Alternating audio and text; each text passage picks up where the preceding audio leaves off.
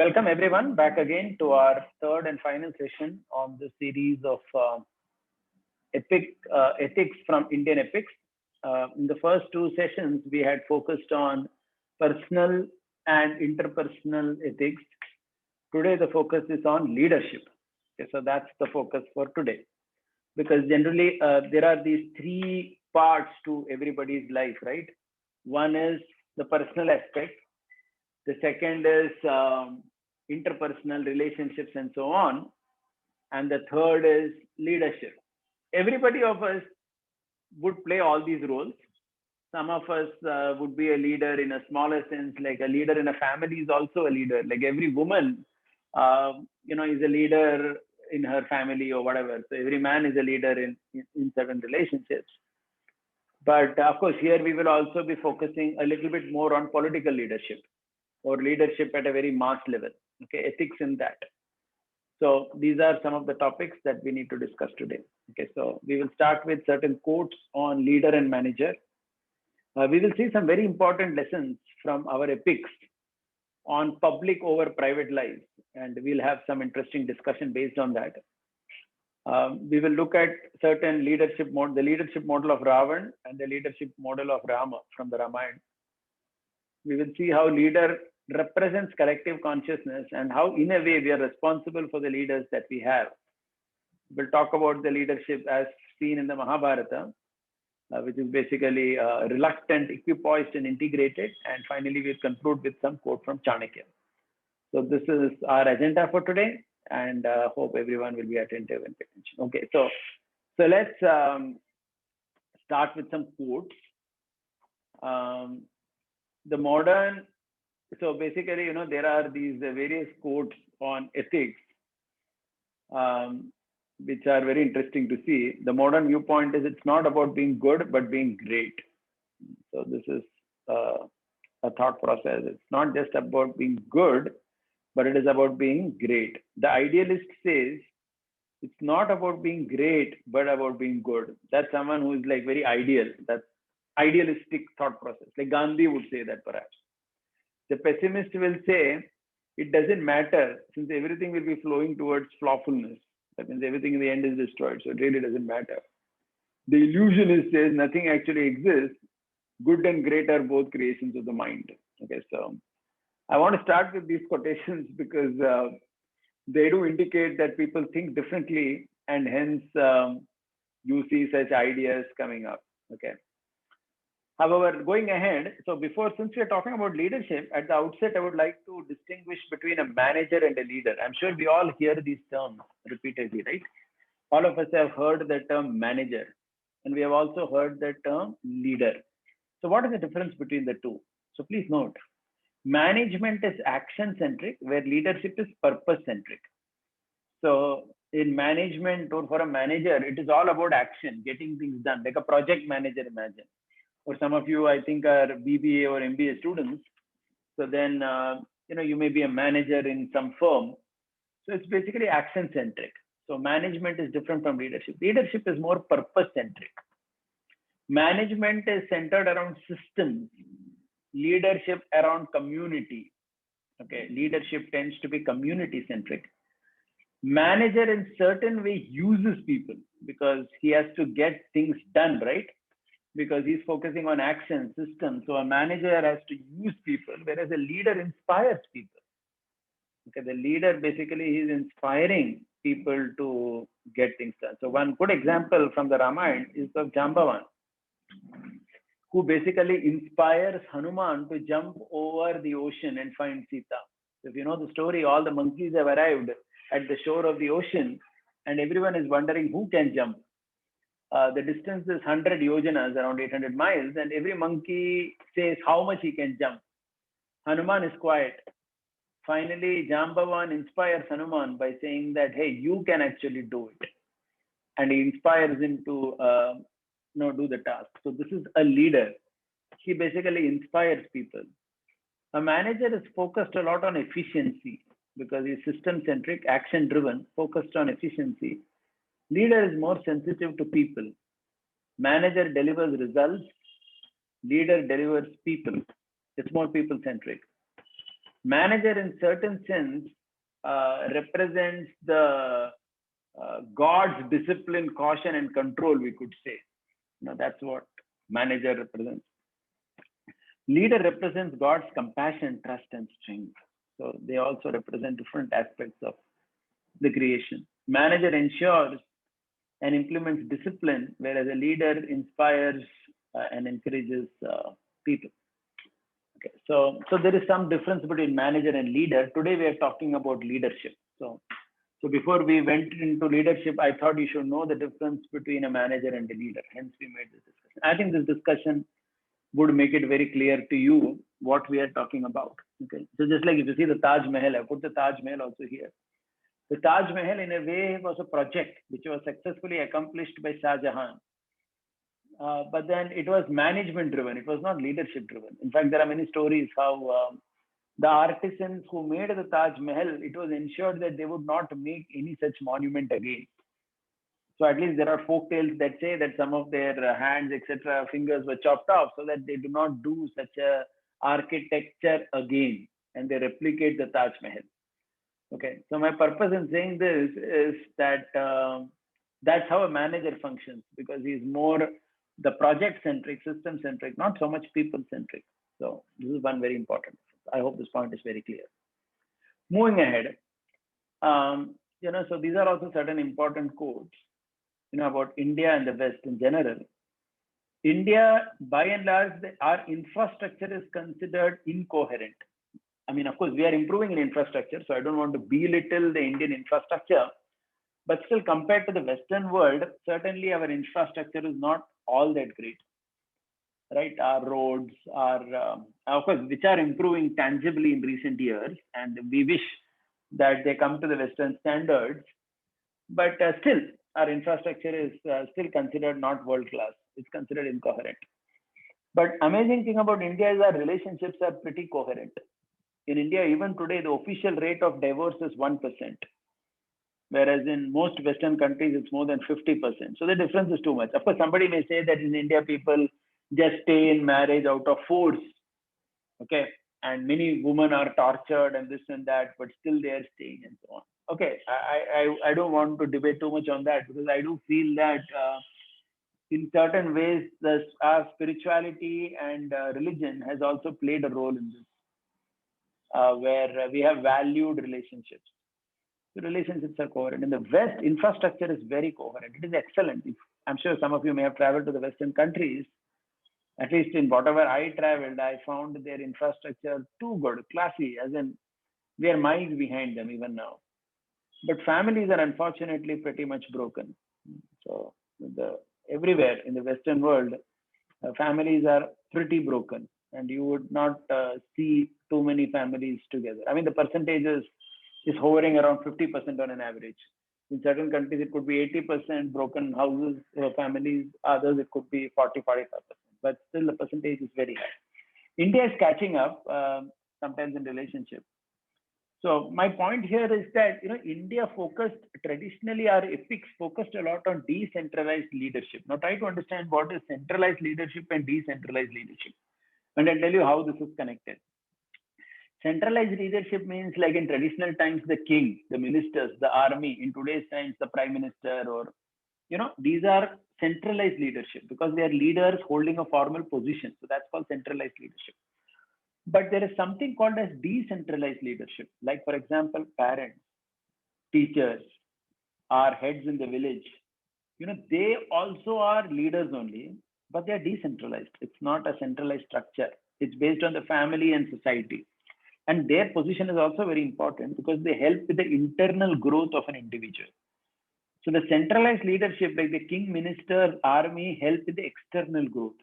Like, for example, our prime minister and our government, central government, they will improve the GDP of India, correct?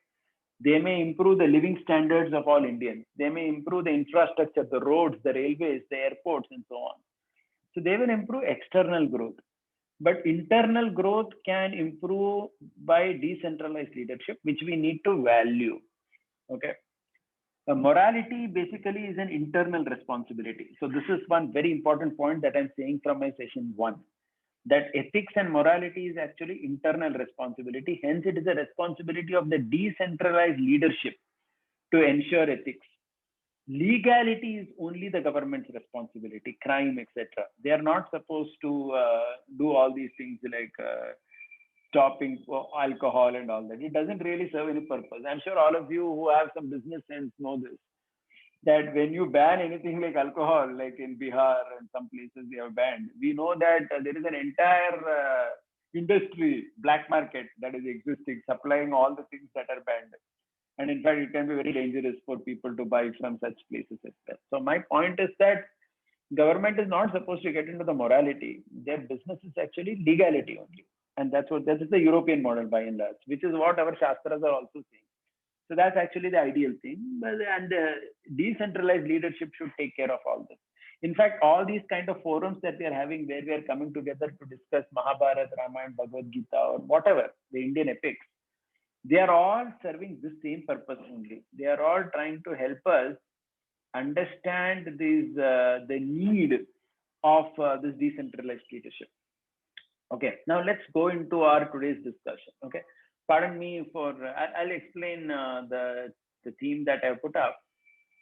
So the first thing I want to say is that our leaders in Bharata, in India, just like Mahabharata, Mahabharata means it is coming because of this Bharata Vamsha, right? So if you remember yesterday, I spoke about Dushyanta and Shakuntala. Dushyanta and Shakuntala married and had this son whose name was Bharata. And it is, by the way, the picture of the king on this particular slide is the picture of Bharat who came in B.R. Chopra's Mahabharata serial. I'm sorry for using that because I couldn't get obviously any painting of Bharat. So that's why I'm using that. So why I'm using that is very significant because India is named as Bharata because of this king called Bharata, in whose dynasty the Pandavas appeared later. There is something very special about this king, which everybody needs to know. This king had 9 biological sons. How many sons did he have? 9 biological sons. But he felt that none of them are competent to be the next king. You know what he did? He adopted a 10th son. He adopted another person, who was more qualified than his 9 sons and made him the king. Why I'm making this point is many times people feel that in our epics, only dynasty was given importance and qualification was not important. No, it is not like that. You will find stories like these where the king, a very big king, and mind you, this is not some normal king. He is the king on whose name our country is named today. Our country is called Bharata because of this king Bharata in the Mahabharata. Whether we believe Mahabharata or not. Somebody may say Mahabharata is mythology, this, that. But whatever it is, today your country is named as Bharat only. Okay, and that is coming from this Bharata Vamsha only, which is well accepted. Okay, so this particular king, he, as I told you, had 9 sons, but he rejected all of them.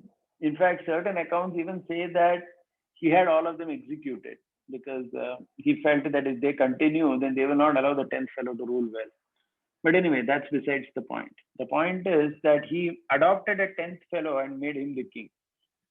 This is to show that in our epics, this point was very important, that for a king, public life was more important than private life. Now, please try to understand this. Everybody has a private life and a public life, right? Private life means your wife, your children, your family. Public life means kings have a public life. Our epics say that for a ruler, public life is indeed more important than private life. So if necessary, they are expected to sacrifice their private life for the betterment of public life. And that is what Bharata Raja did. Even in the Ramayana, if you see, I have this painting of Sita with love and Kush. I'm sure all of you know the story in the Ramayana, that when Ram gets Sita back after the 14 years, he kills Ravan and brings Sita back to Ayodhya. At that time, there were several people in Ayodhya who were, questioning Ram's decision to get Sita back. and they would make loose comments, saying things like, somebody would tell their wife that, oh, you went and stayed in that other man's house. I'm not like Ram, that my wife will stay in some other man's house and I will bring her home. So people were criticizing it. And we all know that Ram, what he does, he's asking Lakshman to take Sita to Valmiki Muni's ashram and just drop her there. So basically, in a way, Ram and Sita, after that incident, are separated permanently. When people hear the story from the Ramayana, they feel that, Arey, how come this Ram is so cruel? How did he give up his wife Sita just because some people in Ayodhya were speaking something? Did he not have faith in his wife? Of course, he had a lot of faith in his wife. He knew that Sita was perfectly chaste and that even though she lived for 10 months in Ravana's Lanka, she had obviously no connection with him. He knew that. Then why did he apparently reject Sita? The answer for that again is the same thing, that for a king, the public life was more important than private life. Had Ram kept Sita with him in the palace, people in Ayodhya would have kept on questioning and criticizing the king. And when people criticize the king too much, then inevitably what happens is they are unable to take him very seriously. You understood? That means if the king is being criticized, it's not just about just criticizing. The point is when the king is criticized, then he's not taken seriously. And when he's not taken seriously, then the citizens actually don't participate in the entire administrative process, and that leads to a problem. So it is important, like it is said, Caesar's wife must be beyond suspicion. So it is very important for the king to have public credibility. I hope you're understanding what I'm saying. Public credibility. And this is there even today. If you remember 20 years back, there was this US president whose name was Bill Clinton. This fellow had an affair with a White House intern whose name was Monica Lewinsky. And Clinton was married with 2 children at that time. But he had an affair with this girl in the White House. When the scandal became known, Clinton had to apologize in the Senate. He had to apologize publicly for it. Somebody may say, America mein to ye chalta rehta hai. Many people have affairs. So what is the big deal? Why did Clinton have to apologize? The answer is simple. Clinton had to apologize because for a king or a ruler, public life is very important. They cannot simply say, ये मेरा private life है, मैं जो कर रहा हूँ यहाँ चलेगा. No. For a king or a leader, his public life is more important than private life. And our scriptures like the Mahabharata and Ramayana give such examples of Bharata or Rama to show how they gave importance to public life over private life. Okay. And that is why you see Krishna, amazingly Krishna in his story, Krishna doesn't become an official leader anytime. I'm sure all of you know this. Krishna was not the king of Dwaraka. The king of Dwaraka was Ugrasen. Krishna was just an ordinary citizen.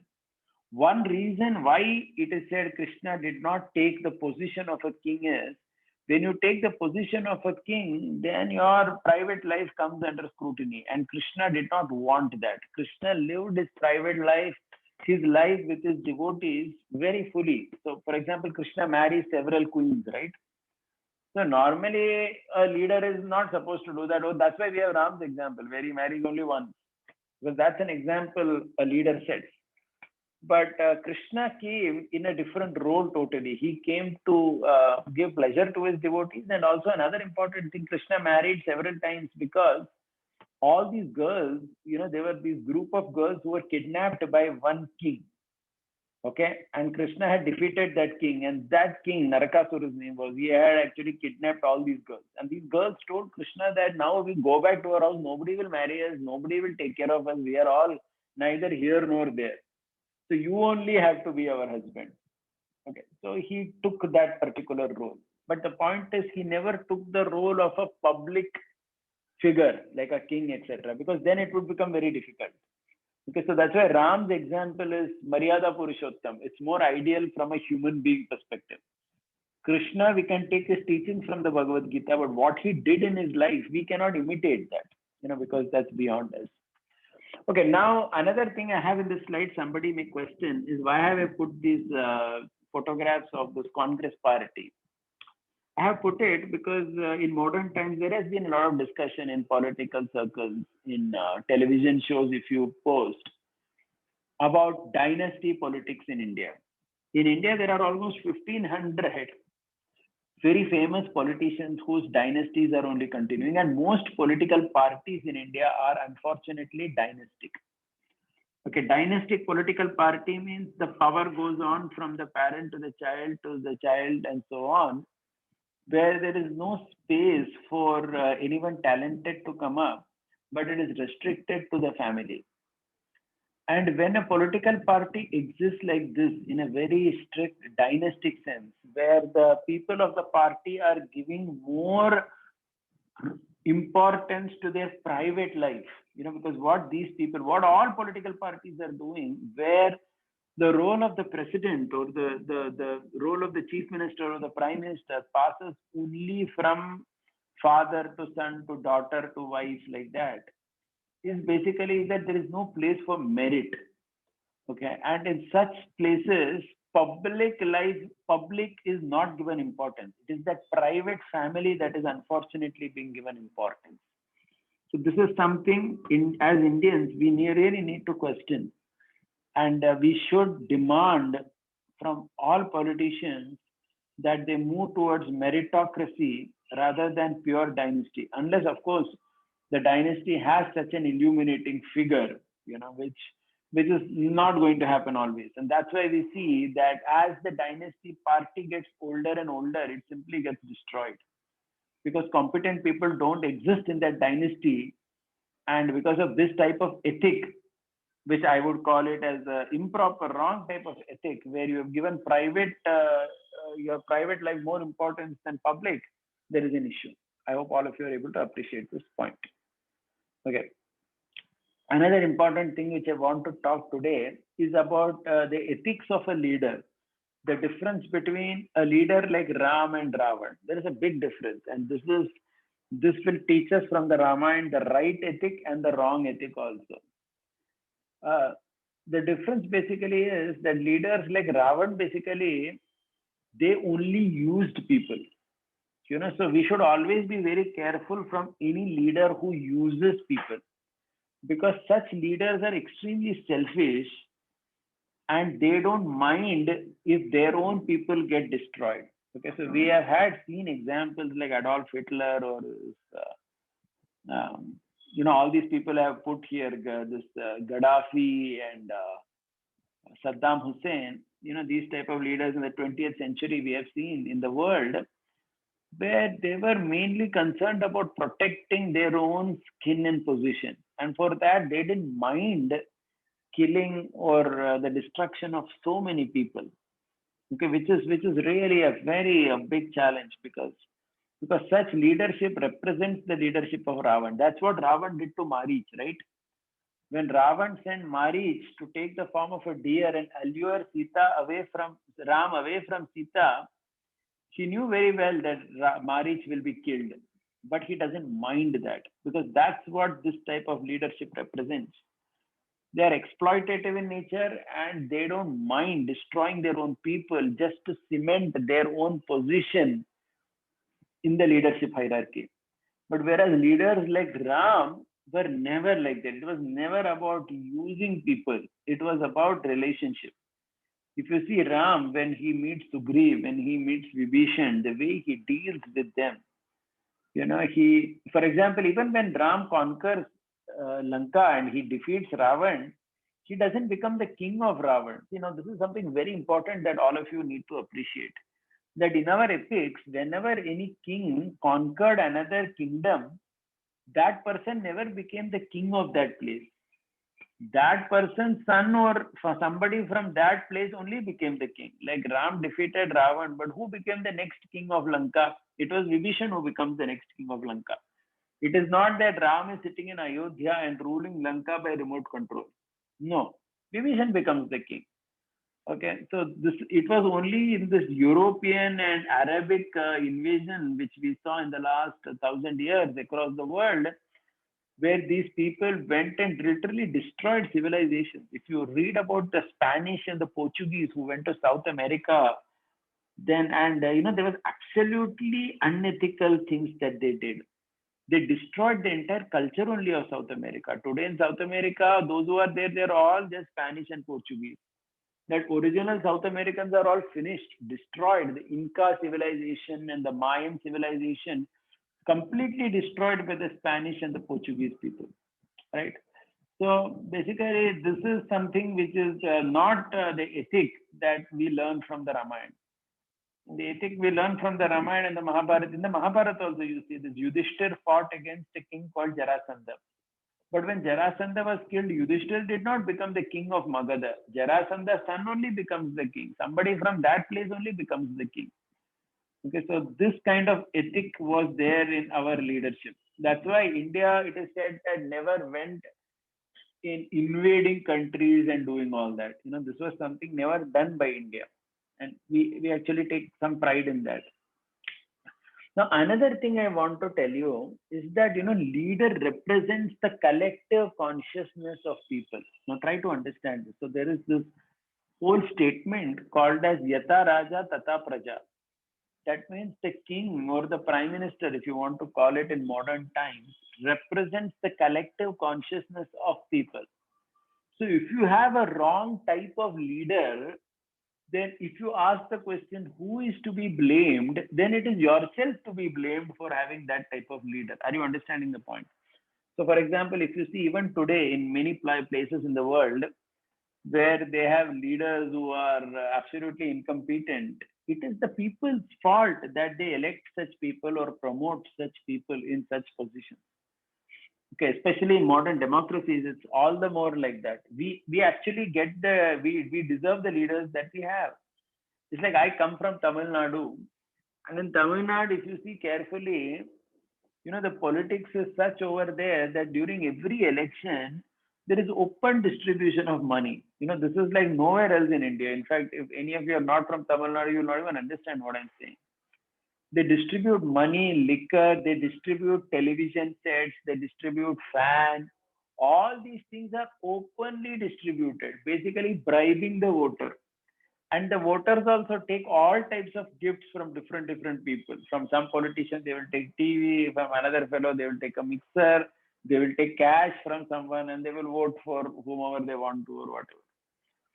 Okay. Ultimately, they vote for one of these people only when they have taken, because then these people know also that in every ward, how many people voted for them. Because in elections, it's coming like that. So my point is, nobody realizes that ultimately when these politicians are giving so many gifts, it's not that they're giving from their pocket. They're giving all this by the corruption they are indulging in only. But the point is the people are ready to support such leaders. Hence, there is no point in complaining that my leaders are corrupt. I have only supported that corruption. I have supported it. I mean the people in general. So why I'm saying this is it's important to understand that there is something called responsible citizenship as well. Responsible citizenship means to understand what is the duty of me as a citizen of this country. How do I really reciprocate with my leaders? What are the qualities I'm looking for in my leader? Is it that I just want some free electricity and just free money from my government, or I want real development to happen? Where I want, good infrastructure, I want good industries to come in, I want clean environment, or do I want pocket ka electricity? I want, some 500 rupees every month in my account. What is it that I want? So I would say that this is also a very important question that as citizens we need to ask, because ultimately the world is a mirror of the mind, and we get the leaders that we deserve at the end of the day, because that's how it is. Right. So if you see, for example, the leaders, even in traditional times or even in medieval times, okay, the leaders, like especially I am very inspired by, someone like Shivaji Maharaj in Maharashtra. If you read about Maharana Pratap, if you read about the great Krishna Devarai, there were so many leaders in India in the medieval times, 400-500 years ago, who really really sacrificed their life for their people. They were not just behind that money or position. They were genuine leadership. So we need to create that leadership in our society. if we want that type of ethic to be established. Otherwise, we will have these type of leaders only, and then there is no point complaining.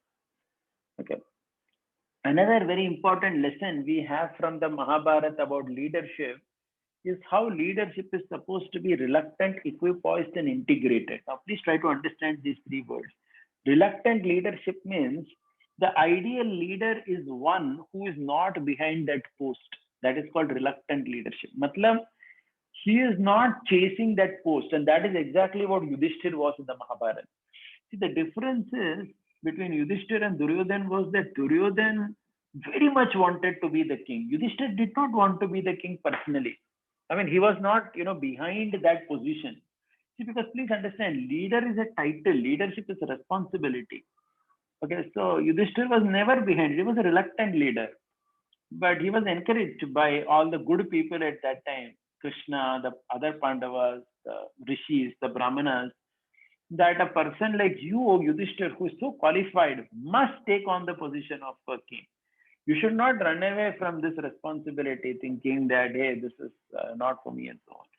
So this is actually about reluctant leadership. Leader is also equipoised. That means he's equal to everybody. Now, please understand this. This equality of a leader is very important. In our scriptures, you will see several stories of kings who even punished their own son with death penalty when they saw that their offspring were moving away from the right path. Okay, so this is very much emphasized in our scripture. That means equiposed, not discriminating between people, and very integrated, taking everybody along.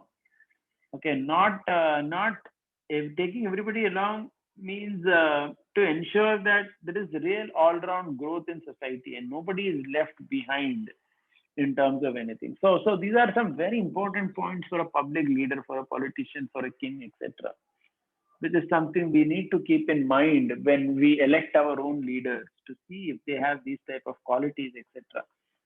Okay, I'm going to end today a little early because I want to see if there are some questions as well. But this is a quote from Chanakya, the Chinese visitor meeting Chanakya.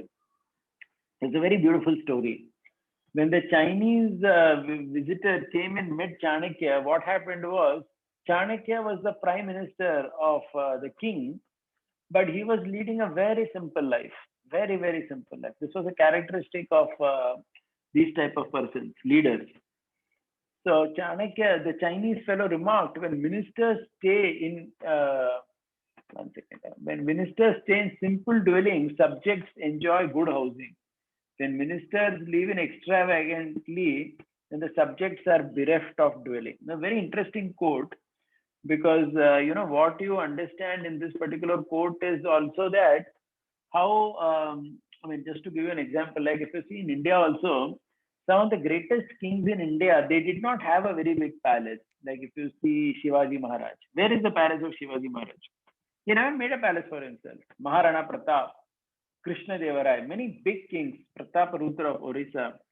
If you see, many of these kings, they never made big palaces because they were not behind that. Unlike if you go to France, if you go to that Versailles, the palace of Versailles, if you see the palace of King Louis XIV and all these people, they basically were living very extravagantly and the subjects were completely oppressed.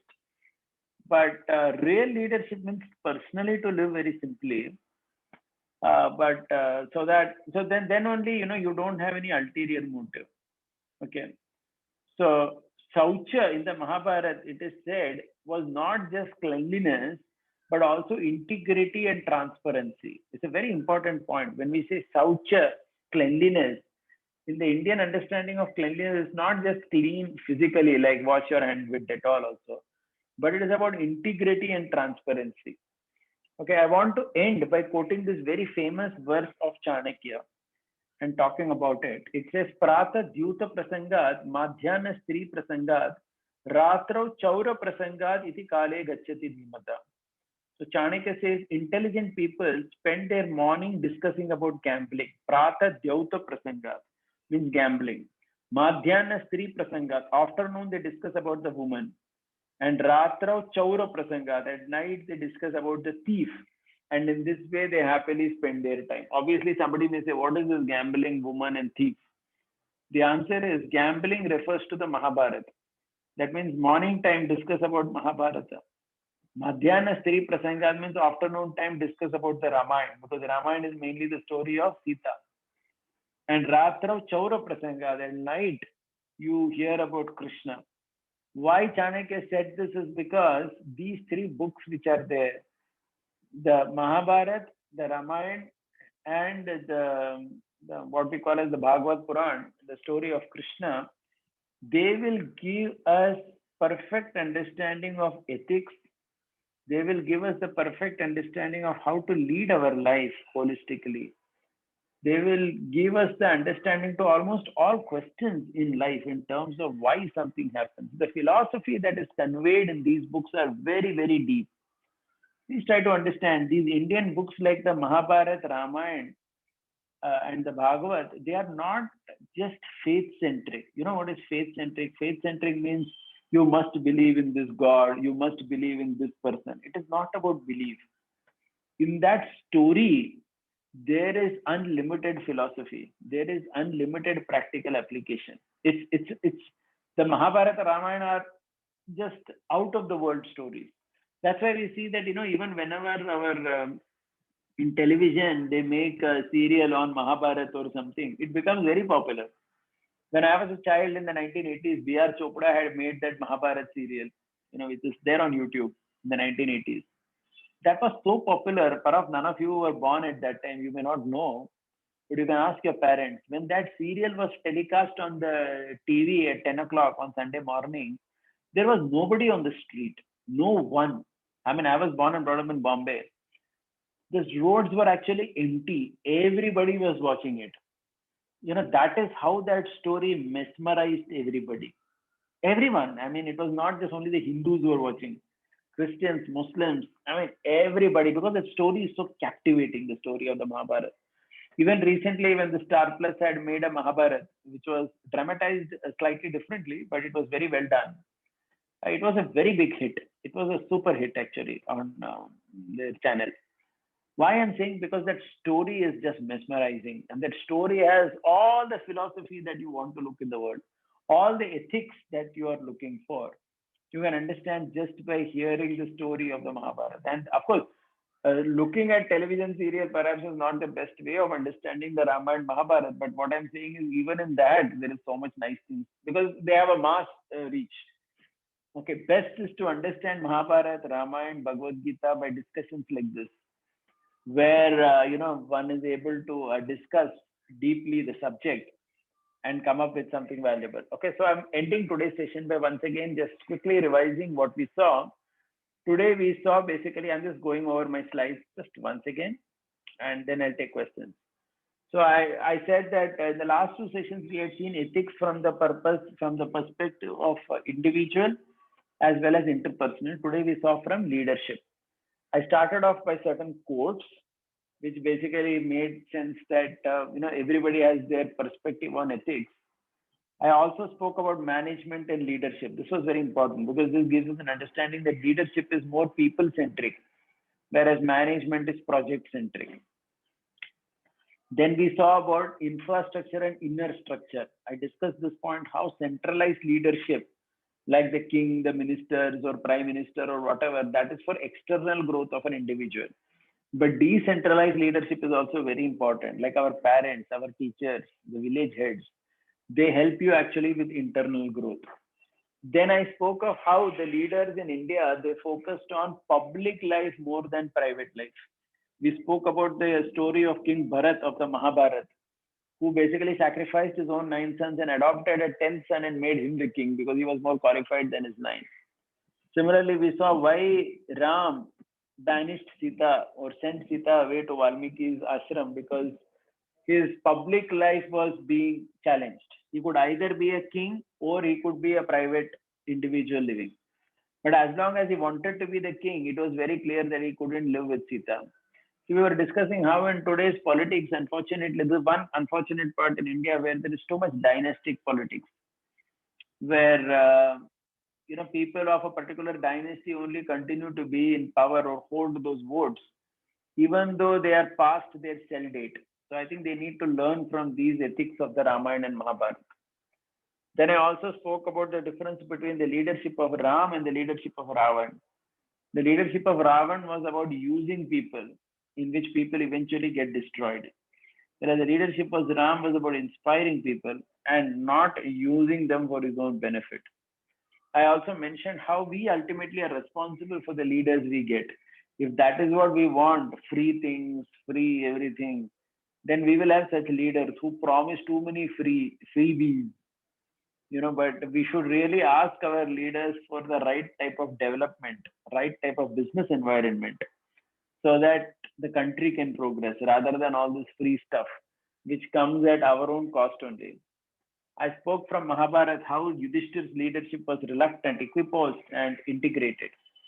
And we also concluded with Chanakya's statement of how, this Prata Dyuta Prasangat, how these three books, the Mahabharata, the Ramayana, and the Bhagavad Gita, are very special for all of us.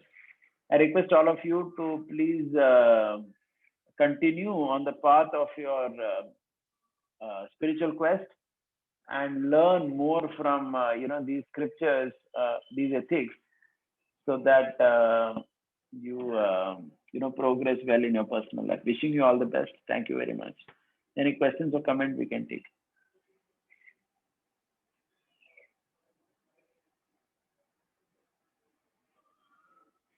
Okay, I can now allow people to unmute themselves.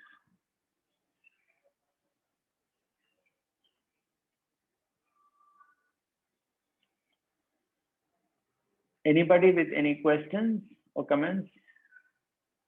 You could even ask about anything. Yeah, please go ahead. Sir, as you have said, and we have all studied Ramayana, at the end, some people didn't accept Lord Sita as the wife of Lord Ram. So, and Ram ji move her out from his house and the kingdom.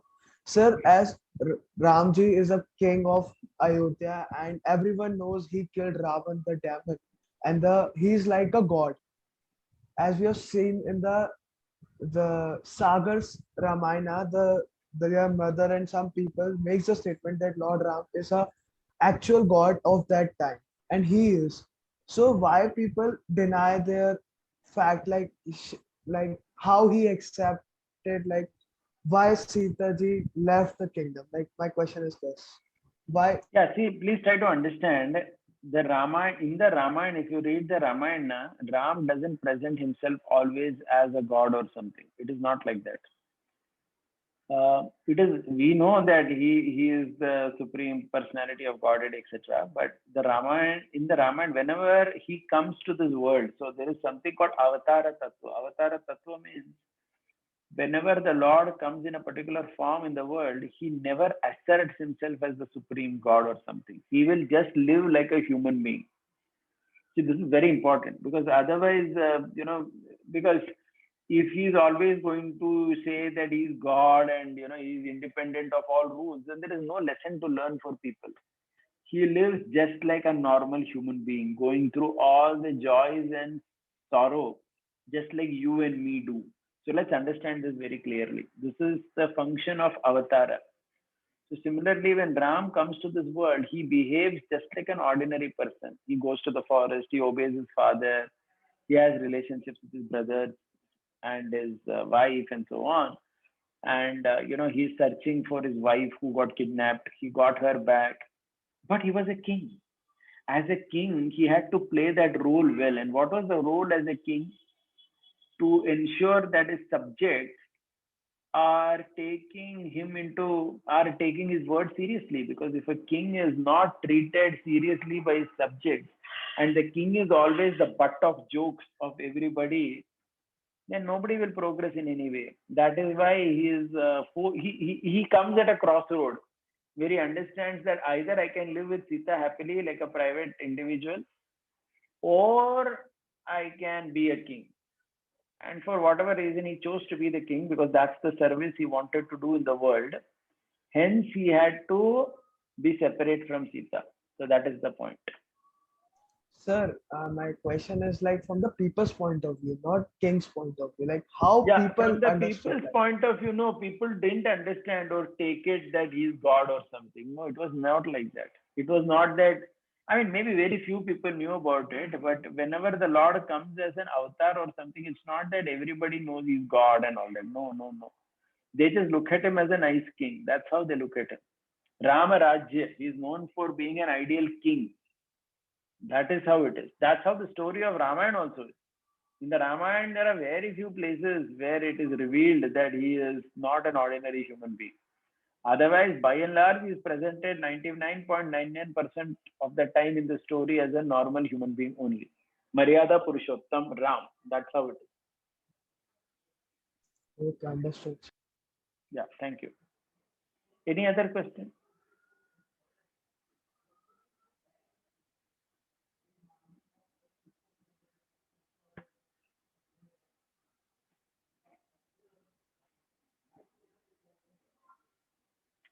Anybody else with any other question? Either of what we discussed today or what we discussed in the past. Last couple of days, we were having all these sessions.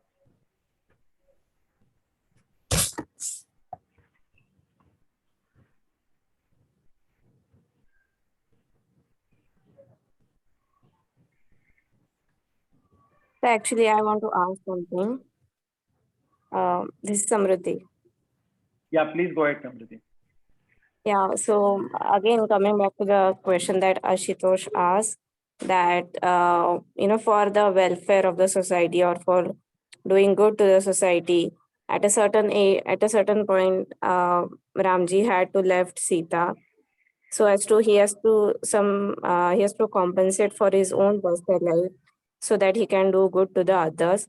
Similarly, now people are also talking about Modi ji, where he is a good leader, but when it comes to his personal life, he's like it is saying that he's unmarried or he don't have any children. So for being a good leader, so as to do good to the society, do we have to compromise on our own personal lives so that like there is no balance such that we can have good relations with with our close one and also can do good to the others. A very good question. Very good question. Very good question. Yeah. See, basically, I understood the point here, especially you related it well to our modern prime minister as well as this thing. See, one thing is, it is a fact, whether we like it or no, that someone who leads a life like this, like if you see in this RSS also, which is the ideological source of the current BJP government in center, they have so many people who are celibate, who are single, because these single people, they end up having a lot of time in their life to do things like that. If you see, many of the successful politicians in India were single, whether it was Jayalalitha in south, Mamta Banerjee, whether it is Modi ji, Vajpayee before that, many top people in India, were from that single background, where they were not married, they didn't have a family or whatever. The reason is very clear that sometimes for such people, when they have a very intense focus on doing something for the society the way they ended up doing, then all this baggage of family becomes very difficult for them, as in it goes a little slow. Again, I'm not saying that a family person cannot contribute. Obviously, it's not like that. We have so many good examples of family people as well who have done good to the world, and that's more sustainable approach. However, we do see such examples also in large numbers. So I think that I personally believe that balancing is possible. But and the most important thing in balancing, especially if somebody is a politician, is what I earlier said, that they need to be very clear that their public life is very important. And if they give always preference to their private life, and even if their offspring is utterly unqualified, they want to promote that person only as the next prime minister or the next president of their party, then it loses all value, then it becomes very dirty. And that's what you're seeing in Indian politics also, with many big political parties who have a very good base, but they're completely their whole purpose is just that one dynasty. So then that becomes actually terrible. So I think that those who have fallen off the balance, since you're asking how to balance, my answer is Those who have fallen off the balance will be like this. But on the other hand, those who are balanced, so we have examples like if you see the Mahabharata, or if you see from that time, Shivaji Maharaj, for example, he had a family, right? Great kings in India in the medieval times, they all had a family, they had wives, they had children, and so on. But still, they did what they did. So there are so many other examples also. Yeah, but good point, worth contemplating. Thank you for that. Thank you, sir. Anybody else with any other question or comment?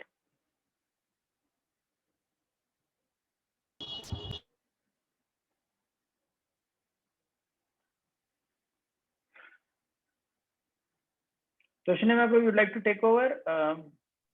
Yeah, I think they can still ask. No, so some time is remaining. This capitalism we were talking yesterday is not. I remember like you're talking about the wealth creation. At the same time, we see that modern capitalism is like it's like you take complete market share, and then there's a you take away. That also happens, right? We see that a lot of people lose opportunity, and they have to work like only like employee, because the whole business is taken by somebody else, right? So of course, today what you discussed and yesterday, today it's more about those who are Vaishya kind of people yesterday, and today, like they didn't when Ram won or Sri Lanka, he didn't become king there. He made Vibhishan as king. But we see here that in a modern capitalistic world, organization after organization are being taken over by the bigger organization, right? And they want to always increase at the cost of others, and there's no limit to how much they can grow. So this is more of Vaishya, and that was more for Kshatriyas. So you want to say anything more on this? Yeah, another thing I want to say in this, even organizations, if you carefully see now, very few organizations, if you see the American statistics, because they have a well-developed industry, the Fortune 500 companies and all, if you see, the top companies in America, many of them who were top 50, 80, 100 years back, hardly anybody is there now. As in, see what happens there also when it becomes dynastic at times, or wrong policy, then they don't survive, and suddenly big companies, they completely crash out. It happens, right? I mean, even in Indian context, I mean, it's a very strange example, but if you look at the Ambanis, there were two brothers like Mukesh Ambani and Anil Ambani. Today, Mukesh Ambani is one of the richest men in the world, and Anil Ambani is bankrupt. It is nothing with him. So it's very interesting that even among brothers born to the same father, who inherited a business, unless you have that quality and that ability to do something, you can just crash out completely and you can become just zero in no time, which happens actually, which happens with corporations all over the world.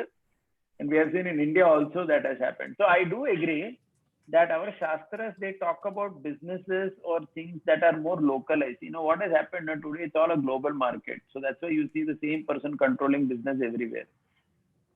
Which I'll tell you is happening everywhere, I'll tell you. Like, for example, if you see cricket, if you see games also, or if you see even entertainment industry, there are some 5-6 stars, they are only entertaining the whole of India.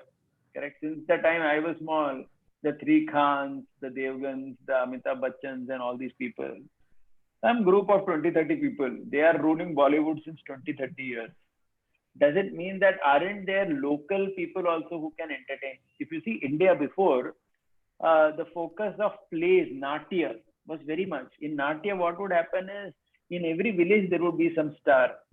There would be more local stars who could perform. Unfortunately, in today's era, it's all about global star only. Local stars don't exist, which is not good. Certainly not good. I also don't agree with it, and it's not good for a civilization not to have local stars. And it's all global stars. Cricket also. Only 11 people are there who represent the country. Whatever. If you count IPL, also 100 people. There are so many people who play cricket well or whatever, right? But then that's how it becomes. So too much globalization, one disadvantage of that is the local skills, they just don't get developed only, which is real challenge actually, which is real challenge. Gandhi, by the way, wanted more local based economy, which did not happen. That's my thought on that. Thank you. Any other student want to put any question, their point of views? You want to share anything interesting from last 3 days, whatever we discussed?